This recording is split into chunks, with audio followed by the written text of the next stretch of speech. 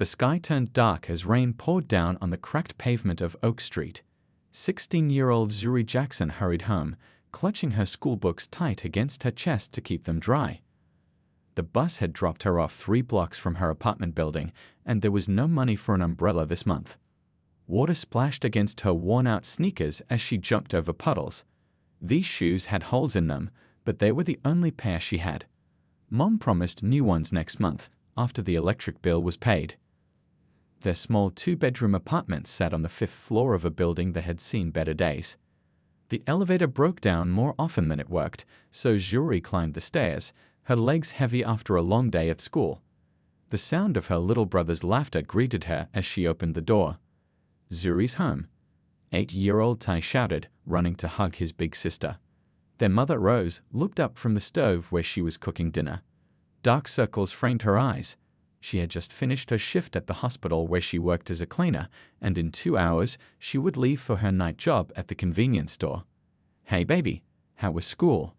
Rose asked, stirring a pot of beans and rice that would have to feed them for 2 days. "It was fine," Zuri said, not wanting to mention how some girls had made fun of her shoes again, or how her math teacher had sighed when she asked for extra time on an assignment because she didn't have a computer at home. After dinner, Zuri helped Tay with his homework, then tucked him into bed with a story. Only then could she finally retreat to the corner of their shared bedroom where her most precious possession waited. The guitar wasn't fancy.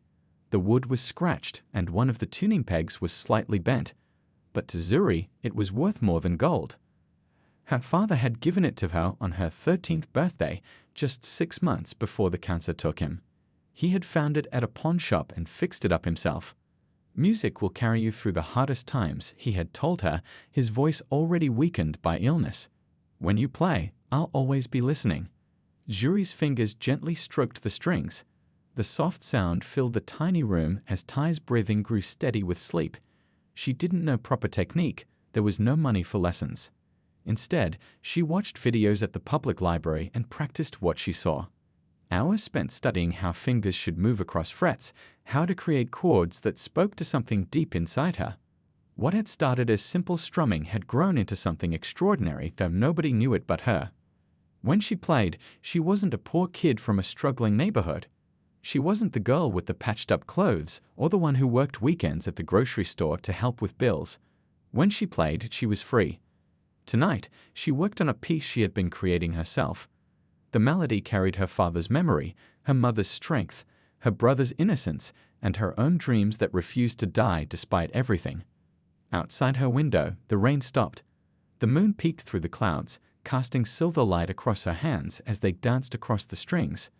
Zuri closed her eyes and let the music take her somewhere else, somewhere beautiful, somewhere possible. She didn't know that tomorrow would bring a change that would test everything about her. She didn't know that the new school she would transfer to would push her to her limits. She didn't know that the gift her father had given her would soon become both her greatest challenge and her unexpected salvation. For now, she just played, lost in the only thing that truly belonged to her, her music. The notice came on a Tuesday. Rose stood in the hallway, reading the paper pinned to the wall. Her hands shook slightly. "What's wrong, Mom?" Zuri asked, coming up beside her. "They're closing the building. Something about unsafe conditions."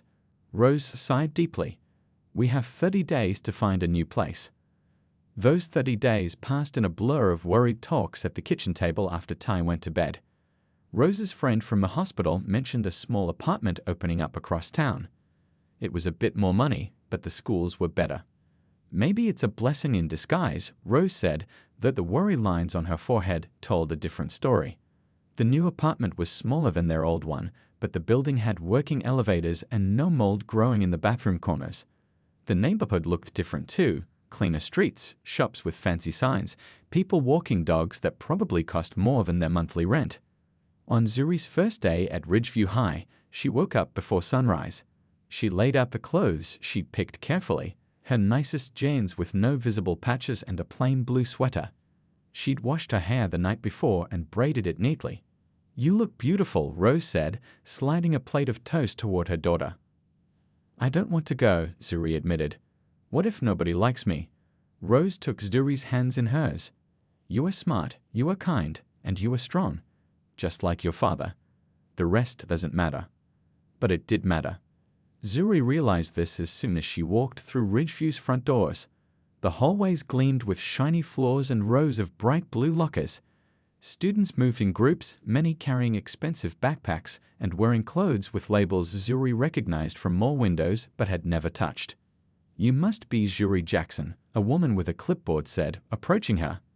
"I'm Miss Chen, the guidance counselor. Let me show you around." As they walked, Zuri noticed the differences between this school and her old one. Computer labs with new machines. A gym with equipment that wasn't falling apart. A music room with instruments that shone under the fluorescent lights. "And here's your locker," Ms. Chen said. "Your schedule is inside. First period starts in 10 minutes. Good luck." Zuri nodded and watched the counselor walk away before turning to the combination lock. It took 3 tries before it opened. Inside was a crisp piece of paper with her class schedule. Her heart sank when she saw her first class. Advanced English. At her old school, she'd been ahead of most students, but here, everything felt different. The classroom was already half full when she arrived. She slipped into a seat near the back, trying to be invisible. A girl with perfectly straight hair and white teeth glanced at her, then whispered something to her friend. They both laughed. Each class that day was the same: teachers who spoke too fast, students who already knew each other, material that seemed familiar but somehow just beyond her reach. By lunchtime, she was exhausted. The cafeteria buzzed with conversation as Zuri looked for an empty table. She finally found a spot in the corner and unwrapped the sandwich she'd made that morning. 2 tables over, a group of girls laughed loudly, their trays piled with food from the lunch line. Just as she was about to take a bite, she noticed her 6th period class on her schedule, music appreciation with Mr. Davidson. A small spark of hope flickered inside her. Music, the one thing she understood better than anything else. What she didn't know was that Mr. Davidson's class would change everything, for better and for worse. Music appreciation wasn't like any class Zuri had taken before. The room itself felt different. Posters of famous musicians on the walls, instruments carefully displayed in glass cases, and actual soundproofing on the ceiling. But what stood out most was Mr. Davidson himself. He walked with his chin high and spoke with a voice that never needed to shout to be heard. His clothes always looked freshly pressed, and a silver watch gleamed on his wrist. The first day of class, he'd called roll without looking up, only raising his eyes when he reached Zuri Jackson. "Ah, our new student," he'd said, looking over his glasses at her. "Welcome to Ridgeview's award-winning music program." 2 weeks had passed since then. Zuri kept her head down and did her work quietly. The class was studying music theory, something she'd taught herself through library books. When they had a quiz on chord progressions, she finished first but waited until 3 other students turned in their papers before walking to the front. Mr. Davidson graded the quizzes right there during study time. Zuri watched from the corner of her eye as he marked paper after paper, his red pen making quick checks and occasional circles. When he reached hers, his eyebrows lifted slightly. The next day, he handed back the quizzes. Class average was 76, he announced. Only 1 perfect score. He held up a paper. "Miss Jackson." 24 pairs of eyes turned to stare at her. "I must say I'm surprised," Mr. Davidson continued, walking toward her desk. "Perfect scores are rare in my class, especially from transfer students." Zuri took the paper, focusing on the large 100 written in red at the top. "Tell me, Miss Jackson, where did you study music theory before?" "I didn't," she said quietly. "I just read books." A few students snickered. "Books," Mr. Davidson repeated, his tone making the words sound like something dirty. "Interesting. And these books taught you to identify complex harmonic structures perfectly, to understand modulation and counterpoint." Heat crept up Zuri's neck. "I guess so." "You guess so?" He smiled, but it didn't reach his eyes. "Well then, since you're so naturally gifted, perhaps you'd like to demonstrate your knowledge practically." Before she could answer, he walked to a cabinet at the back of the room and unlocked it. He pulled out a sleek acoustic guitar, not a scratch on its polished surface. "This is a Taylor 814C," he said, holding it up for the class to see. "It costs more than some used cars." I'd like you to show us what you've learned from these books. Laughter rippled through the classroom as he placed the guitar on her desk. Zuri stared at it, her mouth dry. Go on, Mr. Davidson said, crossing his arms. Play something that demonstrates your understanding of the theory you supposedly mastered. She knew what he was doing. He thought she had cheated. He was setting her up to fail in front of everyone. Looking around the room, she saw smirking faces. A boy in the back was already recording with his phone, probably hoping to catch her embarrassment for social media. Mr. Davidson checked his watch. We're waiting, Ms. Jackson. Her hands trembled as she picked up the guitar. It was lighter than hers, the strings newer and tighter. She adjusted her position, trying to look like she knew what she was doing. Any day now, Mr. Davidson said, and the class laughed again. Zuri closed her eyes. She thought of her father, of late nights practicing while Tai slept, of the music that had always been her escape when the world was too much. She placed her fingers on the strings. And then she played. The first note hung in the air like a question. Zuri's fingers moved cautiously, getting the feel of the unfamiliar guitar. Then, as if a switch had been flipped, everything changed. Her fingers found their rhythm, dancing across the strings with a confidence that surprised even her. She began with Bach's Prelude in D minor, a piece she'd practiced for months on her old guitar.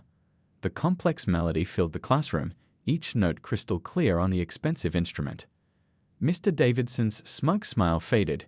He uncrossed his arms and leaned forward slightly. When Zuri finished the classical piece, she didn't stop. Without missing a beat, she transitioned into a blues progression, adding her own flourishes and improvisations. Her eyes remained closed, shutting out the staring faces around her. In this moment, there was only the music. A girl in the front row dropped her pencil. It clattered to the floor, but nobody turned to look. Every eye in the room was fixed on Zuri's hands as they coaxed sounds from the guitar that seemed impossible for someone who had never had a lesson. Mr. Davidson's face had gone pale. His mouth opened slightly, but he said nothing. As Zuri moved into a jazz piece, something she created herself, a boy in the back whispered, "Holy," before being shushed by the student next to him. For 6 minutes, no one moved. No one spoke. Even the usual shuffling of feet and rustling of papers had stopped. When Zuri finally played the last note, letting it ring out until it faded to silence, she opened her eyes. The classroom looked different somehow.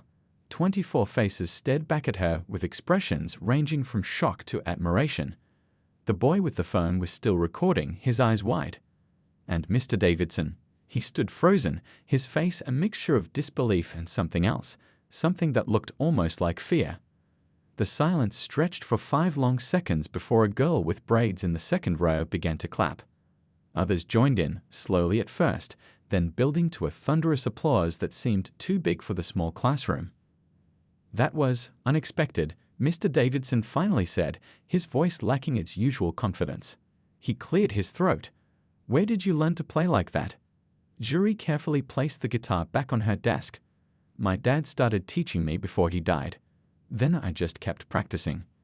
Every day, she added, meeting his eyes directly for the first time. For hours. A boy by the window raised his hand. Mr. Davidson, that was better than the video you showed us of that famous guitarist last week. Mr. Davidson's jaw tightened. That's enough, everyone. This isn't a concert. He turned away from Zuri. Back to the lesson. Page 42 in your textbooks. As the class reluctantly turned to their books, Zuri felt something strange, a mixture of pride and worry. She hadn't meant to embarrass Mr. Davidson, but that's exactly what had happened. And from the way he avoided looking at her for the rest of class, she knew he wouldn't forget it. When the bell rang, students gathered around her desk. Where did you learn that second piece? Do you play professionally? Can you teach me that finger technique? Before she could answer, a tall girl with glasses pushed forward. I'm Danny. I'm in the school band. You should come to our practice tomorrow. I don't know, Zuri began, glancing toward Mr. Davidson, who was erasing the board with short, angry strokes. Seriously, another student said, we could use someone like you for the spring showcase. As she packed up her things, Zuri noticed Mr. Davidson watching her from the corner of his eye. His face had hardened back into its usual expression, but something had changed. She had challenged his assumptions about her, and he hadn't taken it well. This wasn't over, not by a long shot. By lunchtime the next day, everyone had heard about what happened in Mr. Davidson's class. The video, shot by a boy named Peter, had spread through the school's social media groups. In the cafeteria, heads turned when Zuri walked in and whispers followed her. "That's her. Did you see the video?" "I heard Davidson nearly had a heart attack." Zuri kept her eyes on her lunch tray, uncomfortable with the attention. She found an empty spot at the end of a table and sat down. "Mind if we join you?" Dani, the girl from music class, stood there with a tray, along with 2 other students. Without waiting for an answer, they sat down. "I'm Dani, that's Lee, and this is Carla," she said, pointing to each of her friends. "We're all in band together." "I saw your video," Lee said, unwrapping his sandwich. "Where did you learn to play like that?" Zuri poked at her food. "My dad was really into music. He taught me the basics before he passed away." "After that?" "I just practiced a lot." "Well, you're amazing," Carla said.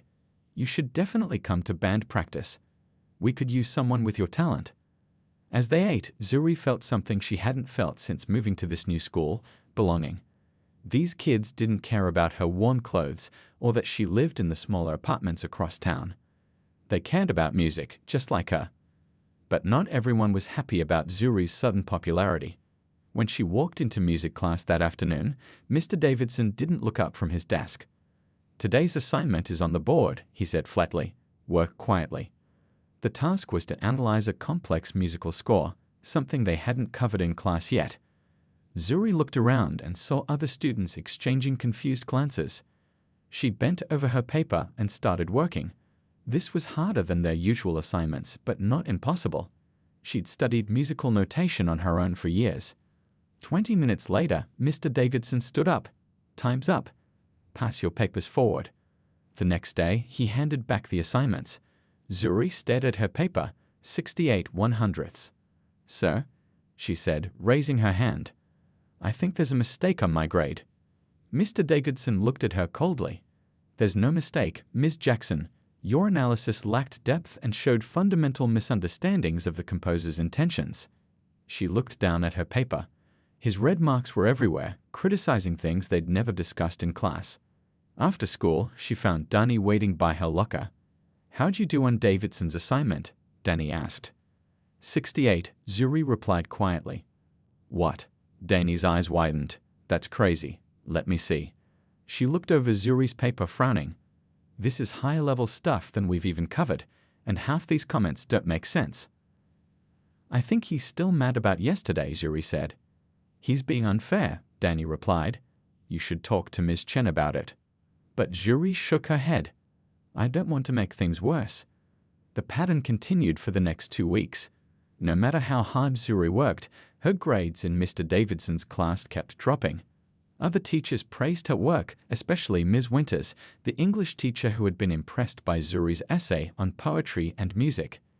"You have a unique perspective," Ms. Winters told her after class one day. "I'd like to submit your paper for the district writing competition, if that's all right with you."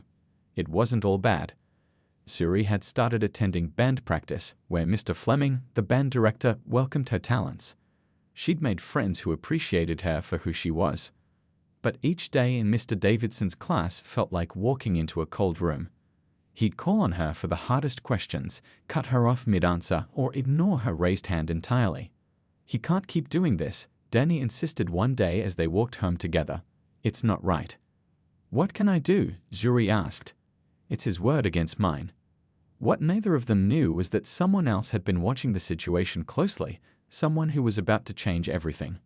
Ms. Winters sat at her desk, reviewing student papers long after the final bell had rung. The school hallways were quiet except for the distant sound of the janitor's mop bucket squeaking against the floor tiles. She looked up when she heard a soft knock on her open door. "Ms. Chen, come in," she said, gesturing to the chair across from her desk. "What brings you by so late?" The guidance counselor settled into the chair with a sigh. "I wanted to talk to you about Zuri Jackson." "Brilliant girl," Ms. Winters replied, tapping on a folder. "Her writing shows remarkable depth. I've submitted her essay for the district competition." Ms. Chen nodded. "I've been keeping an eye on her. Have you noticed anything concerning?" Ms. Winters set down her pen. "Like what?" Her grades in most classes are excellent, but in Mr. Davidson's music class, they're unusually low. That doesn't make sense. Ms. Winters frowned. The girl clearly understands music on a level most students don't. Exactly. Ms. Chen leaned forward. And there's something else. Yesterday I was walking past his classroom and overheard him speaking to her. His tone was, she paused, searching for the right word, dismissive, almost hostile. The two teachers looked at each other, silent understanding passing between them. What do you suggest? Ms. Winters finally asked. I've been reaching out to my contacts. There's a special program I think would be perfect for her. The next morning, Zuri found a note in her locker asking her to come to the guidance office during lunch period. Ms. Chen was waiting for her with a sandwich and apple on her desk. I thought you might be hungry, she said, motioning for Zuri to sit. I didn't want you to miss lunch. Zuri sat cautiously, wondering if she was in some kind of trouble. How are things going? Ms. Chen asked, pushing the food toward her. Fine, Zuri replied automatically. Ms. Chen smiled gently. I've been a guidance counselor for 15 years, Zuri. I know when things aren't fine. Something in her kind eyes made Zuri's carefully built walls start to crumble. It's Mr. Davidson, she admitted. Ever since that day with the guitar, he's been different with me. Different how? So Zuri told her everything, the impossible assignments, the harsh grading, the cold looks, the way he'd interrupt her whenever she tried to speak in class. Ms. Chen listened without interrupting, taking a few notes. When Zuri finished, she nodded thoughtfully. Thank you for your honesty. Now I have something to tell you. She opened a drawer and pulled out a glossy brochure. Have you heard of the Baker Institute of Music? Zuri's eyes widened. Everyone who cared about music knew about Baker. It was one of the most prestigious music schools in the country. They have a special program for exceptional young musicians, Ms. Chen continued. Every year, they visit different cities looking for new talent. They'll be here next weekend. But Zuri looked down at her worn jeans and thought of her second-hand guitar. I'm not the kind of person they're looking for. That's where you're wrong, Ms. Chen said firmly. I sent them the video of you playing in Mr. Davidson's class. Their representative called me personally. They want to hear you play. Zuri felt her heart skip. Really? Really? Ms. Chen smiled. This could lead to a summer program, possibly even scholarship opportunities for college. I don't know, Zuri said, her voice small. What if I mess up? What if they don't like me? They already like what they've heard, Ms. Chen assured her. And you don't have to decide right now. Talk to your mother about it. That evening, Zuri sat at the kitchen table with her mom, the brochure between them. A music school wants to hear you play. Rose's tired face lit up with pride. But Mom, I'd be so nervous. And what if Mr. Davidson finds out? He already hates me. Rose took her daughter's hands. Baby, your father always said your music would take you places. Don't let fear, or some teacher who doesn't see your worth, stop you from finding out where.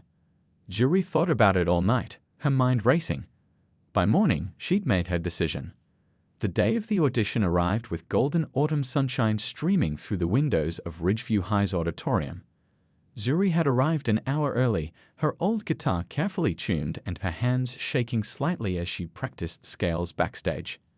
You're going to be amazing, Danny whispered, giving her a quick hug before stepping back to join Lee, Carla, and a handful of other students who had come to support her.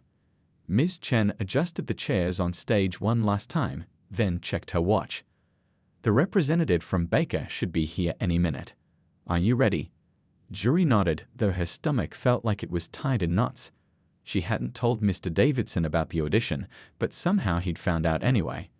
That morning, he passed her in the hallway and muttered, "Don't embarrass the school," without even looking at her. The auditorium doors opened, and a tall woman in a burgundy suit walked in, carrying a leather portfolio. Ms. Chen hurried to greet her. Dr. Whittaker, thank you for coming. This is Zuri Jackson. The woman's handshake was firm, her smile warm but professional. I've been looking forward to meeting you, Zuri. That video was quite impressive. Just as Zuri was about to respond, the auditorium doors opened again.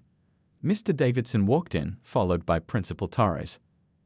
I hope you don't mind, Mr. Davidson said smoothly. When I heard about this special audition, I thought the principal should be present. After all, Zuri is representing our school. Ms. Chen's smile tightened, but she nodded. Of course. Please, have a seat. As they settled into the front row, Dr. Whittaker turned to Zuri. Whenever you're ready. Zuri took a deep breath and stepped onto the stage. The lights felt hot, and Mr. Davidson's cold stare made her fingers feel stiff and clumsy. She closed her eyes. Music will carry you through the hardest times, her father had said. She could almost hear his voice now. She began to play, not Bach or any other famous composer, but a piece she had written herself. It started softly, like rain on a window pane, then built gradually into rolling chords that felt like ocean waves. The music told her story. The loss of her father, the struggle to survive, the move to a new school, the humiliation that had turned to triumph, and finally, a tentative hope for the future. When the last note faded away, she opened her eyes. Dr. Whittaker was leaning forward in her chair, eyes bright. Ms. Chen was wiping a tear from her cheek. Even Principal Torres looked impressed. Only Mr. Davidson's expression remained unchanged until Dr. Whittaker spoke. That was extraordinary, she said, standing up. Zuri, your technical skill is remarkable, but what truly sets you apart is your composition. The emotional depth of your original work. I haven't heard anything like it from someone your age. She turned to Principal Torres. Your school has a true prodigy. Baker Institute would be honored to offer Zuri a full scholarship to our summer intensive program, with consideration for our pre-college division in the fall. Mr. Davidson's face paled. But her grades in my class. Yes, about those grades, Principal Torres interrupted, turning to him with a raised eyebrow. Ms. Chen has brought some concerning patterns to my attention. We'll discuss that in my office later. 6 months later, Zuri stood on a different stage, this one at Baker Institute's end-of-summer showcase. Her mother and Tai sat in the front row, alongside Ms. Chen, Ms. Winters, Dunny, and several other friends from Ridgeview.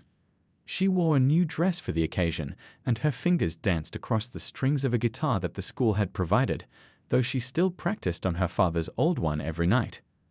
As applause filled the concert hall, Zuri thought about the journey that had brought her here. Mr. Davidson had been reassigned to teach elementary music theory the following year, and Principal Torres had written a glowing recommendation for her Baker application. But most importantly, she had found her voice, not just in music, but in standing up for herself. As she took her final bow, she caught her mother's eye and saw tears of pride streaming down her face. The path ahead wasn't certain, but one thing was clear. The music her father had helped her discover would carry her wherever she needed to go.